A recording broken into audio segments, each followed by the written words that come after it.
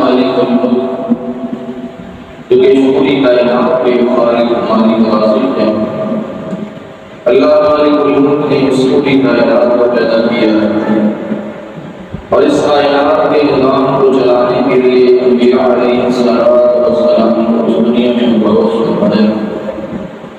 1,24,000 انبیاء علیہ السلام اس دنیا میں آئے اور ان کا مشن اور مقصد صرف ایک ہی تھا کہ لوگوں کو بت پرستی سے ہٹا کے اللہ رب العزت کی توحید کی طرف لایا جائے۔ اور یہاں تک کہ یہ سلسلہ جناب محمد مصطفیٰ صلی اللہ علیہ وآلہ وسلم آپ تک جا پہنچا اور آپ نے بھی اس کام کو سر انجام دیا اور اس پوری کائنات کے کونے کونے تک دین پہنچا اور انشاءاللہ الحمدللہ اس پوری کائنات کے کونے کونے تک دین اسلام کا پرچم جو ہے یہ لہرا کے رہے گا۔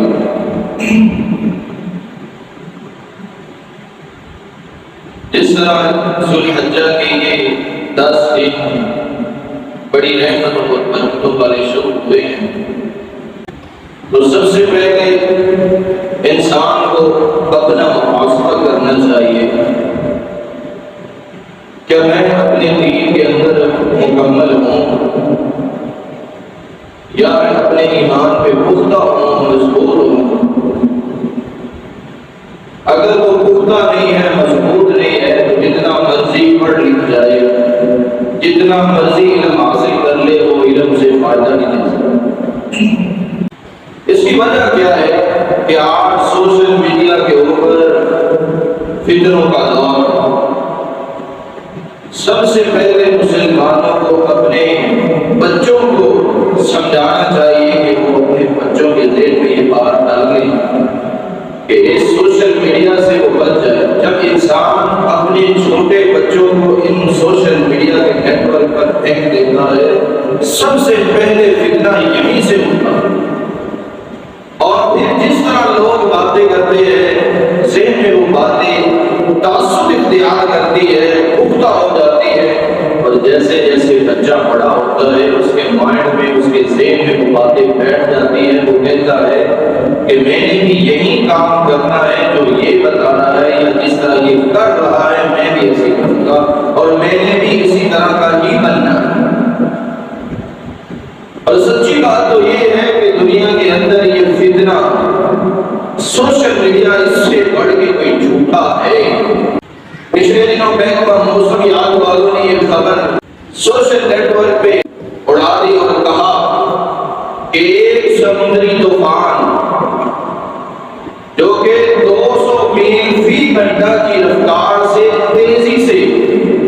اور 30 سے 35 فٹ لہر اوپر تک لے کر کراچی کی جانب بڑھ رہا،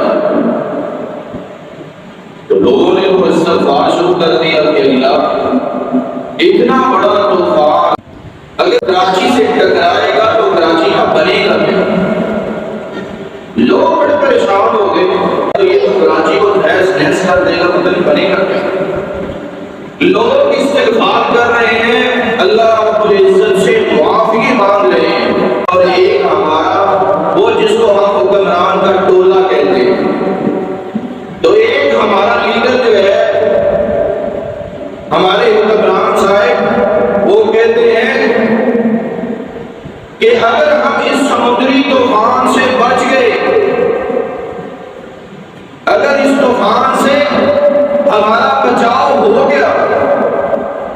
تو ہم ساحل سمندر پر جشن منائیں گے۔ اس سے بڑی حماقت اور کیا ہو سکتی ہے کہ وہ مسلم ائمہ کے لیڈر ہو، مسلمانوں کے لیڈر، اور پھر یہ باتیں کریں۔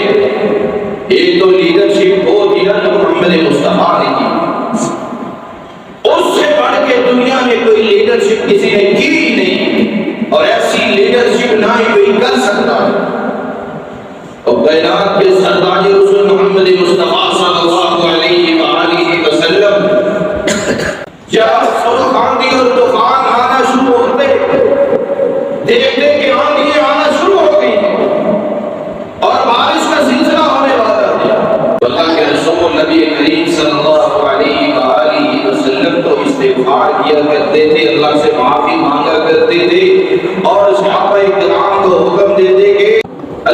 العزت سے بخشش طلب کرو۔ لیکن یہ ہماری حکمران، ہماری لیڈر پارٹی وہ کہتے ہیں اگر طوفان سے بچ گئے تو ہم ساحل سمندر پر یعنی سمندر کے کنارے پر ہم جشن منائیں گے۔ اِنَّ لِلَّهِ وَإِنَّا إِلَيْهِ رَاجِعُونَ۔ اس سے بڑی حماقت اور اس سے بڑی بدبختی اور کیا ہو سکتی ہے کہ مسلمانوں کے لیڈر اس طرح کی باتیں کرے اور ان کی سوچ اور عقل یہاں تک ہی محدود رہ جائے۔ ایسی بد روحوں کی وجہ سے مسلمانوں کے اوپر بے عذاب آیا کرتے ہیں، ایسے بدبخت لوگوں کی وجہ سے نیک لوگ بھی متاثر ہوا کرتے ہیں۔ رسول اللہ صلی اللہ علیہ وآلہ وسلم آپ نے فرمایا ایک برے انسان کی وجہ سے 4 مخلوقات پر اللہ رب العزت کا عذاب ہوتا ہے۔ 4 قسم کی مخلوق پر اللہ کا عذاب آتا ہے۔ یستریح منہ العباد والبلاد والشجر والدواب۔ آپ نے فرمایا ایک اللہ کے بندے اور دوسرا والبلاد، اللہ رب العزت کے علاقے، اس کی بستیاں، بے جان عمارتیں، درخت، پیڑ پودے، اور چوتھے نمبر پر جانور چوپائے، ان پر بھی ایک برے انسان کی وجہ سے عذاب آتا ہے، یہ متاثر ہوتے ہیں۔ لیکن اگر وہ ایک برا انسان مر جائے، دنیا سے چلا جائے، تو یہی 4 قسم کی مخلوقات جو ہے وہ اللہ رب العزت کا شکر ادا کرتی ہے کہ اے اللہ تیرا شکر ہے تو نے اس بد روح کو، اس نجس اور ناپاک انسان کو اس دنیا سے رخصت کیا ہے، یہ اس دنیا سے گیا ہے، جس کی وجہ سے اب ہمارے اوپر یہ عذاب ڈل جائیں گے، تیرے عذاب ہم پہ نہیں ہیں۔ لیکن یہ مصیبتیں اور پریشانی کب آتی ہے؟ جب انسان اللہ رب العزت کی طرف آنا چاہتا ہے۔ تو اسی لیے تو حضرت زینب رضی اللہ تعالی عنہ کو فرمایا کرتی تھی انہلک وفینا صالح، اللہ کے رسول کیا نیک لوگ موجود ہو تو پھر بھی عذاب آئیں گے؟ تو آپ صلی اللہ علیہ وسلم فرمایا کرتے اذا کثر الخبث، ہاں جب برے لوگ غالب آ جائیں، نیک لوگ دب جائیں، برے غالب آ جائیں، برے لوگ زیادہ ہو جائیں، تو محمد مصطفیٰ نے کہا پھر سمجھ لو ہلاکت ہی ہلاکت ہے۔ لیکن اس کا حل بھی بیان کیا، لَتَأْمُرُنَّ بِالْمَعْرُوفِ وَلَتَنْهَوْنَ عَنِ الْمُنكَرِ۔ آپ نے بتایا یہ عذاب اس وقت آئیں گے جب کوئی یہ کہہ دے گا کہ جو جہاں پہ لگا ہے وہ لگا رہے، کوئی برائی کرتا ہے تو کرتا رہے، اگر کوئی نیکی کا کام کر رہا ہے تو آگے سے وہ کہے گا کہ یہ چھوڑ دے نیکی کا کام، برائی سے منع کرنا بھی چھوڑ دیا، نیکی کا حکم دینا بھی چھوڑ دیا، یعنی اللہ رب العزت سے دوری کا باعث انسان بن جائے، تو پھر کائنات کے سردار رسول محمد مصطفیٰ صلی اللہ علیہ وآلہ وسلم آپ نے فرمایا کہ اس وقت پھر مسلمانوں تیار ہو جاؤ، لَيُوشِكَنَّ اللَّهَ عِقَابًا مِّنْهُ ثُمَّ تَدْعُونَهُ فَلَا يُسْتَجَابُ لَكُمْ۔ جب تم نیکی کا حکم دینا چھوڑ دو گے، برائی سے منع کرنا چھوڑ دو گے، تو پھر سمجھ لو عنقریب تمہارے اوپر اللہ رب العزت کے عذاب آئیں گے، اور پھر تم دعائیں کرو گے، ثُمَّ تَدْعُونَهُ، رب کو پکارو گے کہ اللہ ہماری پکار کو سن لے، پھر یاد رکھنا فَلَا يُسْتَجَابَ لَكُمْ، اللہ رب العزت تمہاری دعاؤں کو بھی نہیں سنے گا، تمہاری پکار کو بھی نہیں سنے گا۔ تو ایک طرف تو یہ لوگ ہو گئے، اور دوسری طرف جہاں اللہ رب العزت کی رحمت اور برکت کے یہ 10 دن جو شروع ہو گئے ہیں، اللہ رب العزت نے ان 10 دنوں کی اور 10 راتوں کی قسم اٹھاتے ہوئے کہا ہے وَالْفَجْرِ وَلَيَالٍ عَشْرٍ، اللہ رب العزت قسم اٹھاتے ہیں۔ جس طرح آج اگر کسی مسلمان کو کہا جائے کہ تم قسم اٹھاؤ تو پھر وہ قسم اٹھائے گا جس کی وہ سب سے زیادہ عزت کرتا ہو، جس کا وہ سب سے زیادہ احترام کرتا ہو، کوئی قسم اٹھائے گا کعبہ بیت اللہ کی اٹھا دیتا ہے، کوئی قسم اٹھاتا ہے قرآن مجید کی اٹھا دیتا ہے، کوئی قسم اٹھاتا ہے اپنے ابا جی کی اٹھا دیتا ہے۔ حالانکہ قسم جو ہے یہ صرف اللہ رب العزت کی ہی اٹھانی جائز ہے، اس کے علاوہ کسی اور کی قسم اٹھانا جائز ہے۔ جس طرح ایک مسلمان جس کی وہ سب سے زیادہ عزت کرتا ہے اس کی قسم اٹھاتا ہے، اسی طرح اللہ رب العزت نے بھی قسم اٹھائی ہے ان 10 دنوں کی 10 راتوں اور کہا ہے والفجر، قسم ہے مجھے فجر کی، ولیال عشر، اور ان 10 راتوں کی، والشفع والوتر، اور ان جفت اور طاعت راتوں کی قسم۔ آپ نے یہ قسمیں اٹھانے کے بعد کہا تو کائنات کے سردار رسول محمد مصطفیٰ صلی اللہ علیہ وآلہ وسلم آپ نے پھر کہا کہ اس کی فضیلت افضل ایام الدنیا ایام العشر، پوری دنیا میں اور ان 12 مہینوں کے اندر ان 10 دنوں میں کیا گیا عمل اللہ رب العزت کے ہاں سب سے زیادہ محبوب۔ تو 12 مہینوں کے اندر تو بڑے بڑے دن آتے ہیں، رمضان المبارک بھی آتا ہے، لیکن ان 10 دنوں کی ہی اللہ رب العزت نے اتنی فضیلت کیوں بیان؟ رسول اللہ صلی اللہ علیہ وآلہ وسلم آپ نے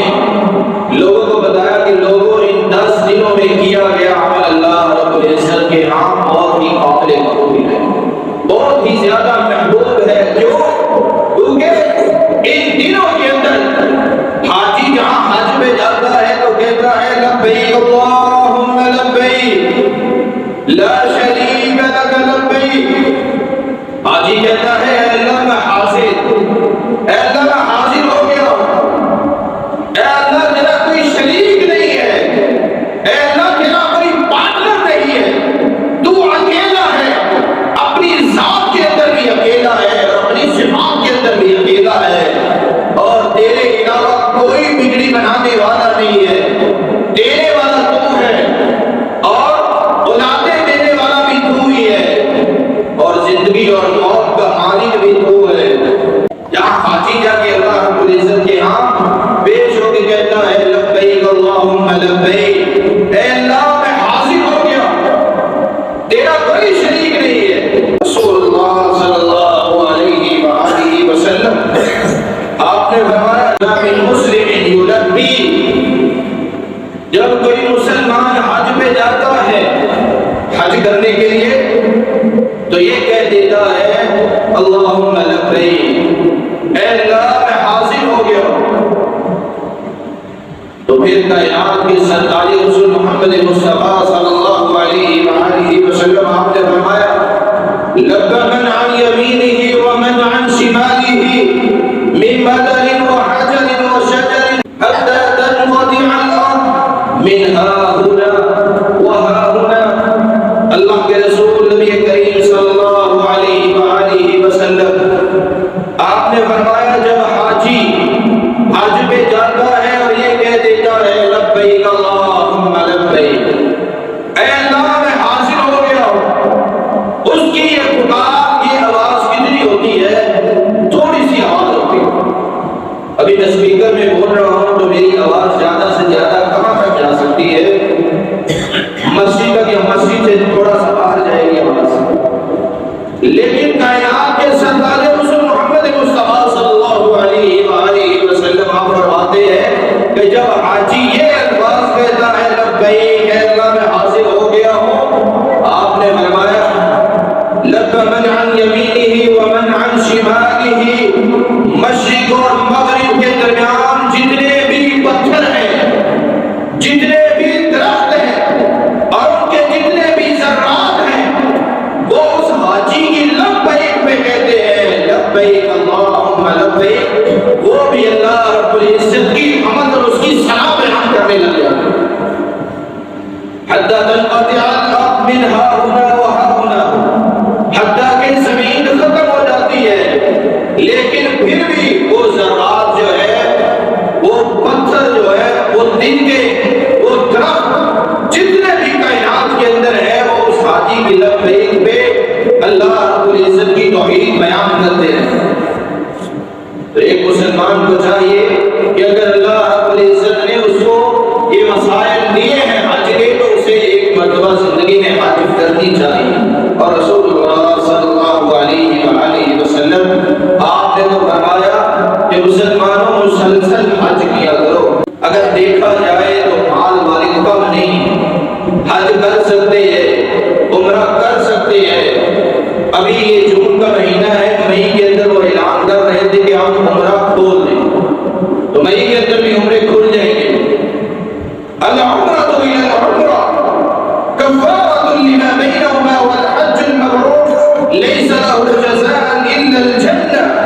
رسول اللہ صلی اللہ علیہ وآلہ وسلم آپ نے فرمایا جب کوئی مسلمان عمرہ کرتا ہے اور ایک عمرہ کرنے کے بعد دوسرا عمرہ کرتا ہے، مہینے بعد چلا گیا ہے، ایک سال بعد دوبارہ پھر چلا گیا ہے، کفارۃ لما بینہما، تو پھر وہ عمرہ اس شخص کے لیے کفارہ بن جائے گا۔ اللہ رب العزت اس کے گناہوں کو معاف کر دے گا، سارے گناہ ہی اللہ رب العزت معاف کر دے گا۔ والحج المبرور لیس لہ جزاء الا الجنہ۔ رسول اللہ صلی اللہ علیہ وآلہ وسلم آپ نے فرمایا جو عمرہ کرتا ہے اس کا اجر جنت کے علاوہ کوئی اور ہو ہی نہیں سکتا۔ اسی لیے مال والے کم نہیں ہیں، اگر اللہ نے مال دیا ہے تو پھر حج اور عمرہ انسان کو کرنا چاہیے۔ اگر مال نہیں ہے تو پھر نیت کر لو، اگر نیت کر لو گے تو اللہ رب العزت وسائل خود ہی پیدا کرے۔ تو میرے استاد محترم وہ کہتے ہیں کہ مجھے ایک دفعہ ایک جگہ پہ تقریر کا موقع ملا، تو وہ کہتے ہیں کہ میں ایک اینکر کے پاس گیا، وہاں پہ سوال و جواب شروع ہوئے۔ وہ اینکر مجھ سے کہتا ہے کہ قاری صاحب اس دفعہ ہم بھی حج پہ نہ چلے؟ تو وہ کہتا ہے کیوں نہیں، انشاءاللہ ہمارا بھی دن کرتا ہے حج کرنے کو، نیت کی ہوئی، اللہ وسائل دے گا تو ہم بھی چلے جائیں گے، آج وسائل مل جائیں اللہ رب العزت کے ہاں ہم بھی پیش ہو جائیں گے۔ تو پھر گھر واپس آتے ہیں اور فون آتا ہے، وہ فون نہیں اٹھاتے، پھر تقریر کرنے چلے جاتے ہیں، اور ایک شخص چٹھی لکھ کے ان کو بھیجتا ہے، وہ چٹھی بھی دیکھتے ہیں، اس کے چٹھی کے اوپر لکھا ہوا ہے کہ قاری صاحب آپ کا پاسپورٹ کدھر؟ وہ قاری صاحب پریشان ہوتے ہیں، وہ کہتے ہیں کہ میں نے سمجھا کہ کسی نے کوئی سوال لکھ کے بھیجا ہوگا تو میں اس کا جواب دے دوں، تو چٹھی کے اوپر لکھا ہوا ہے کہ قاری صاحب آپ کا پاسپورٹ کہاں ہے؟ جب میں نے تقریر ختم کی تو ایک پروفیسر صاحب اٹھ کے آئے، تو وہ کہتے ہیں کہ قاری صاحب آپ نہ فون اٹھاتے ہیں نہ ہماری چٹھی کو پڑھتے ہیں، ہم تو کتنے دنوں سے ڈھونڈ رہے ہیں آپ کو حج پہ ہم نے بھیجنا ہے، آپ کا پاسپورٹ منگوانا تھا۔ تو اس وقت پھر یاد آیا کہ اس اینکر کے پاس میں نے نیت کی تھی کہ انشاءاللہ اگر اللہ نے وسائل دیے تو ہم بھی حج پہ جائیں گے۔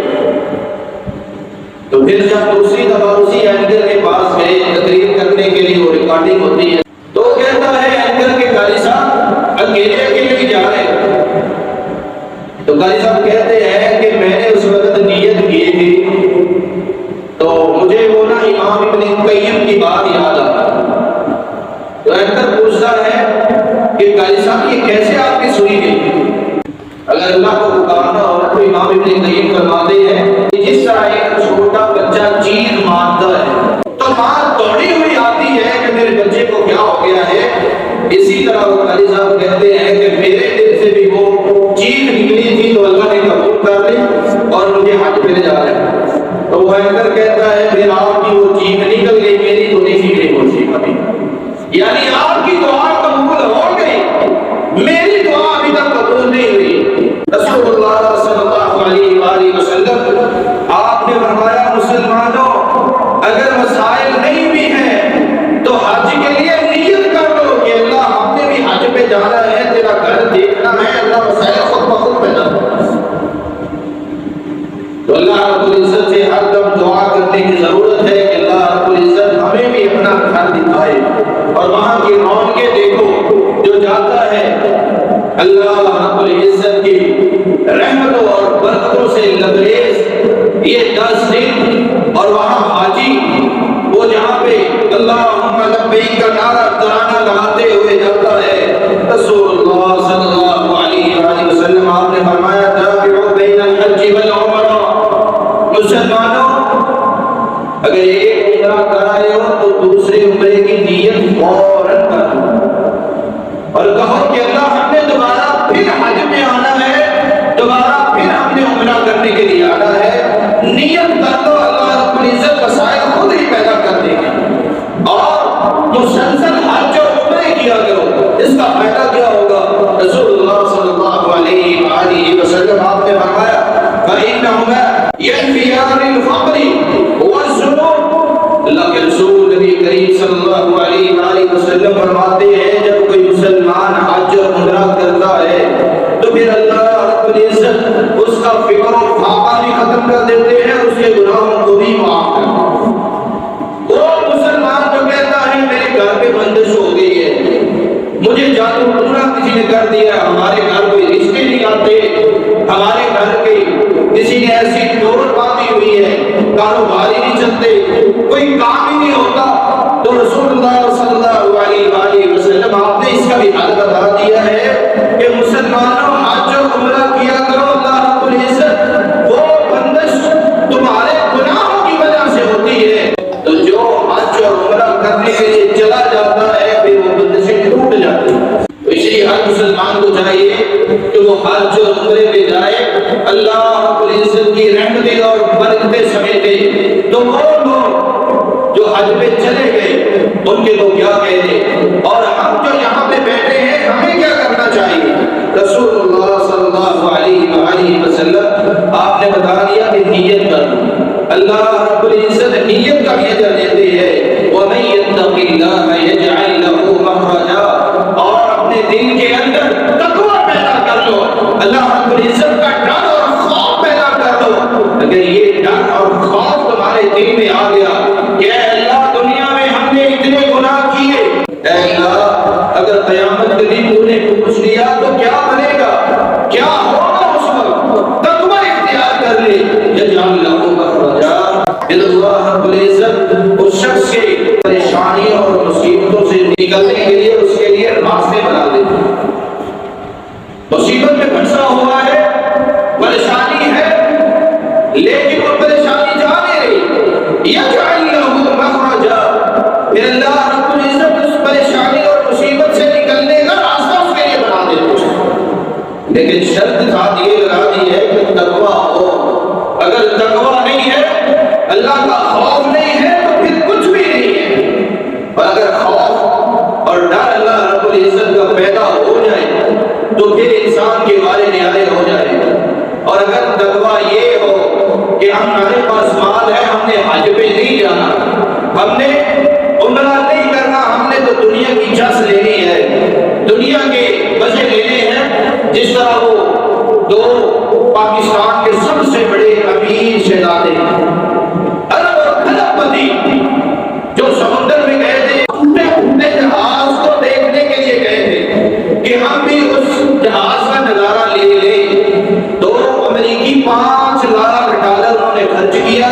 تو وہ 15 سے 17 کروڑ رقم بنتی ہے، تو اتنے کروڑ لگا کے سمندر کی تہ میں گئے ہیں،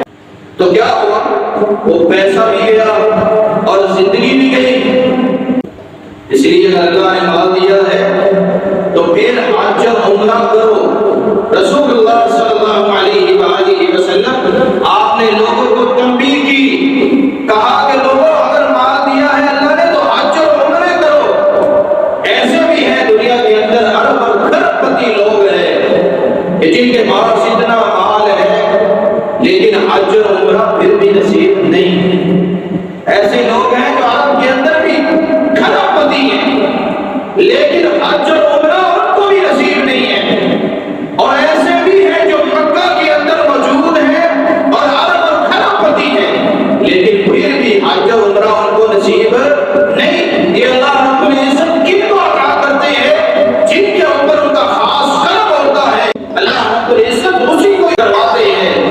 اور جس پہ اوپر اللہ رب العزت کا کرم نہ ہو، رحمت نہ ہو،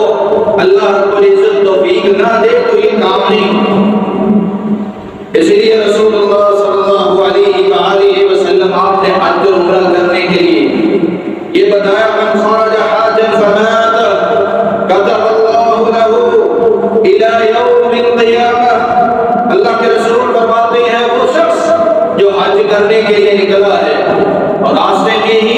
اس کی موت ہوگی، ابھی گھر سے نکلا ہے حج کرنے کے لیے، جہاز میں بیٹھا ہے، ہوٹل میں پہنچا ہے، موت ہوگی۔ گھر سے نکلا ہے حج کرنے کے لیے، ابھی گھر سے باہر ہی نکلا ہے، فمن مات،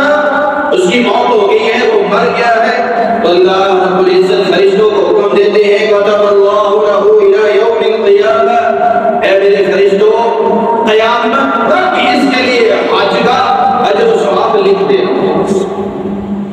اسی لیے کائنات کے سرکار رسول نے کہا ہے کہ نیتیں کر لو، آج ہی نیت کر لو کہ اللہ اگر تمہیں وسائل دیے تو ہم حج پہ ضرور جائیں گے۔ اور ایک شخص وہ کہتا ہے میری اتنی تنخواہ ہے تو میں اتنی تنخواہ میں سے ہر مہینے 2000 روپے الگ رکھ لیتا ہوں حج اور عمرے کے، جب میرے وہ پیسے پورے ہو جاتے ہیں عمرے کے تو پھر میں عمرہ کرنے کے لیے چلا جاتا ہوں۔ تو نیتیں اس طرح بنتی ہیں، تو خود بھی نیت کر لو، اے اللہ وسائل تو نے دینے ہیں، ہم نے نیت کر لی ہے، اور اجر و ثواب تو نے دینا ہے، اور اجر و ثواب اللہ رب العزت پھر اس طرح دیتے ہیں، فرشتوں کو کہتے اگر موت آ گئی ہے تو فرشتوں کو حکم ہوتا ہے قیامت تک اس کا اجر و ثواب لکھ دینا۔ اور رسول اللہ صلی اللہ علیہ وسلم آپ نے فرمایا وَمَنْ خَرَجَ مُعْتَمِرًا فَمَاتَ، اور وہ شخص جو عمرہ کرنے کے لیے نکلا، عمرہ کرنے کے لیے بھی گھر سے نکلا ہے، موت آ گئی، رسول اللہ صلی اللہ علیہ وسلم فرماتے ہیں كتب اللہ له اجر المعتمر الى یوم القیامہ، اللہ رب العزت فرشتوں کو حکم دیتے ہیں قیامت تک اس کا اجر لکھتے رہو، جب تک قیامت نہیں آ جاتی ہر سال اس کے لیے حج اور عمرے کا ثواب لکھتے ہیں۔ کتنا خوش نصیب یہ انسان ہے، ہمیں بھی اس طرح کی نیتیں کر لینی چاہیے۔ اور رسول اللہ صلی اللہ علیہ وآلہ وسلم آپ نے بیان کر فرمایا کان یصوم تسعۃ ذی الحجہ، جب ذی الحجہ کا مہینہ شروع ہو جائے تو ذی الحجہ کے پہلے 9 دن روزے رکھنے چاہیے، 1 ذی الحجہ سے لے کر 9 ذی الحجہ تک روزے رکھتے ہیں، لیکن گرمی کی شدت ہے، نفلی روزے ہیں، گرمی کی شدت ہے، لیکن مسلمانوں کو چاہیے کہ وہ 9 ذی الحجہ کا جو روزہ ہے وہ ضرور رکھا کریں، وہ ہر مسلمان کو ضرور رکھنا چاہیے۔ اس وقت حاجی عرفات کے اندر ہوتے ہیں، حاجیوں کے لیے نہیں ہے کہ وہ روزہ رکھیں، اللہ کے رسول نے منع کر دیا کہ حاجیوں تم نے روزہ نہیں رکھنا، یہ عمل ان کے لیے ہے جو گھر میں بیٹھے ہوئے، جو اجر نہیں کما سکتے، یہ ان کے لیے عمل ہے۔ اور حاجی اس کی تو بات ہی کیا، اللہ رب العزت نے ان کو رحمتیں اور برکتیں کتنی دی ہیں کہ کسی کو نصیب ہوتا ہے حج کرنا، ہر کسی کو یہ توفیق نہیں ہوتی۔ رسول اللہ صلی اللہ علیہ وآلہ وسلم آپ نے فرمایا احتسب علی اللہ ان یکفر به السنۃ الماضیہ والسنۃ الباقیہ، جو شخص 9 ذی الحجہ کا روزہ رکھتا ہے، رسول اللہ صلی اللہ علیہ وآلہ وسلم آپ نے فرمایا اللہ رب العزت اس کے 2 سال کے گناہوں کو معاف کر دیتے ہیں۔ 9 ذی الحجہ کا روزہ اور 2 سال کے گناہ اللہ رب العزت اس کے معاف کر دیتے ہیں۔ کتنی بڑی خوش بختی ہے مسلمانوں کے لیے کہ 9 ذی الحجہ کا ایک روزہ رکھنے سے اللہ رب العزت انسان کے 2 سال کے گناہ جو ہیں وہ معاف کر دیتے ہیں۔ تو ہمیں ان ذی الحجہ کے 10 دنوں کے اندر ہمیں کیا کرنا چاہیے؟ فَأَكْثِرُوا فِيهِنَّ التَّهْلِيلَ وَالتَّكْبِيرَ وَالتَّحْمِيدَ، اللہ کے رسول صلی اللہ علیہ وسلم فرماتے ہیں ذی الحجہ کی پہلی تاریخ سے لے کر ذی الحجہ کی 13ویں تاریخ تک، جہاں جب تک قربانی ہو سکتی ہے، ان دنوں کے اندر اللہ رب العزت کی تحلیل کیا ہے؟ لا الہ الا اللہ، والتکبیر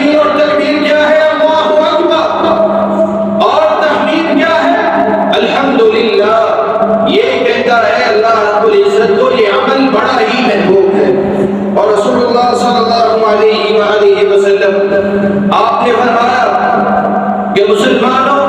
ان دنوں میں کیا گیا عمل اللہ رب العزت کو بڑا ہی مقبول ہے، اللہ رب العزت کو بڑا ہی محبوب ہے۔ صحابہ کرام پوچھتے ہیں اللہ کے رسول، وہ شخص جو جہاد کرنے کے لیے گیا ہے اس سے بھی زیادہ افضل ہے؟ آپ نے کہا ہاں، جو جہاد کرنے کے لیے گیا ہے اس سے بھی زیادہ ہی افضل ہے۔ تو صحابی کہتے ہیں کہ اللہ کے رسول، ایک شخص گھر میں بیٹھا ہے، قرآن پاک پڑھ رہا ہے، قرآن مجید کی تلاوت کر رہا ہے، اور تلاوت کر کے گھر میں اسی کے نیچے بیٹھا ہے، اور ایک شخص دکان پہ بیٹھا ہے، سبحان اللہ الحمدللہ اللہ اکبر کر رہا ہے، مزے سے آرام سے بیٹھا ہوا ہے، اور ایک شخص نماز پڑھ رہا ہے، اور ایک شخص وہ جو جہاد کرنے کے لیے گیا ہے اپنی جان بھی گوا دیتا ہے، اللہ کی راہ میں مرنے کے لیے گیا ہے۔ اللہ کے رسول، وہ اور یہ کیسے برابر ہو سکتے ہیں؟ اللہ کے رسول صلی اللہ علیہ وسلم فرماتے ہیں خرج بنفسه وماله، ہاں اگر وہ شخص جو جہاد پہ گیا وہ خود بھی شہید ہو گیا اور اس کا گھوڑا بھی شہید ہو گیا،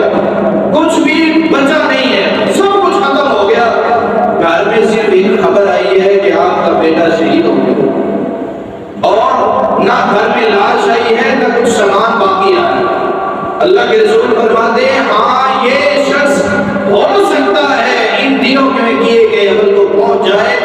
ان 10 دنوں میں کیا گیا عمل اللہ رب العزت کو بڑا ہی قبول ہے، بڑا ہی مقبول اور بہت ہی زیادہ اللہ رب العزت کو پسندیدہ عمل ہے۔ رسول اللہ صلی اللہ علیہ وآلہ وسلم آپ نے ہمیں یہ باتیں، یہ وظیفے اس لیے بتائے ہیں کہ مسلمان کوئی بھی نیکی سے محروم نہ رہ جائے۔ اللہ رب العزت سے دعا ہے کہ مالک الملک ہمیں بھی حج کی نیت کرنے کی توفیق عطا فرمائے، اور اگر وسائل دیے ہیں تو حج کرنے کی بھی توفیق عطا فرمائے۔ وآخر دعوانا الحمدللہ۔ اللہ نے ان 10 دنوں کی قسمیں کھائی ہیں کہ ان 10 دنوں کے اندر کیا گیا عمل مجھے سب سے زیادہ محبوب ہے، اور ان 10 دنوں کے اندر کی گئی عبادت، نماز پڑھنا، روزہ رکھنا، اور ہر وہ عبادت جو انسان اللہ کے لیے کرتا ہے، اللہ ذوالجلال کی رضا کے لیے کرتا ہے کہ اللہ میں بندگی تیرے لیے کر رہا ہوں، میں تجھے خوش کرنے کے لیے یہ کام کر رہا ہوں، اب اللہ رب العزت کی رضا کے لیے کرتا ہے، کسی کو خوش کرنے کے لیے نہیں کرتا۔ اللہ رب العزت کو اس کا یہ عمل بڑا ہی پسند آتا ہے۔ تو ان 10 دنوں کے اندر وہ اعمال جو انسان کر سکتا ہے، نماز، روزہ اور اس کے علاوہ قرآن مجید کی تلاوت، ذکر و اذکار، یہ اللہ رب العزت کو ان دنوں کے اندر بڑے ہی محبوب ہے۔ رسول اللہ صلی اللہ علیہ وآلہ وسلم آپ نے فرمایا یہ عمل جو شخص کر لیتا ہے زندگی میں ایک مرتبہ، دن اور رات میں ایک مرتبہ، یا ہفتے میں ایک دفعہ، یا پھر اپنی زندگی میں ایک مرتبہ کر لیتا ہے، رسول اللہ صلی اللہ علیہ وسلم فرماتے ہیں یہ کہہ لیتا ہے لا الہ الا اللہ واللہ اکبر، اے اللہ تیرے علاوہ کوئی الہ نہیں ہے، تیرا کوئی شریک نہیں ہے، لا الہ الا اللہ وحدہ، اے اللہ تو ایک ہے، تو پوری کائنات کا مالک ہے، لا الہ الا اللہ وحدہ لا شریک لہ، اللہ تیرا کوئی شریک نہیں ہے، لا الہ الا اللہ، لا الا اللہ لہ الملک و لہ الحمد، اور پانچویں یہ تکبیر کہہ دیتا ہے لا الہ الا اللہ ولا حول ولا قوت الا باللہ، یہ 5 الفاظ کہہ دیتا ہے اللہ رب العزت کو، اس کے یہ عمل اتنے پسند آتے ہیں مالک الملک اس کی زندگی کے سارے گناہ ہی معاف کر، اور اللہ رب العزت قیامت کے دن اس انسان کو جنت کے اندر داخل کرے گا۔ اللہ رب العزت سے دعا ہے کہ مالک الملک ہمیں ان 10 دنوں کی قدر کرنے کی توفیق عطا فرمائے، اور ان کے اندر ایسے اعمال کرنے کی توفیق عطا فرمائے کہ جس سے ہمارا رب ہم سے راضی ہو جائے۔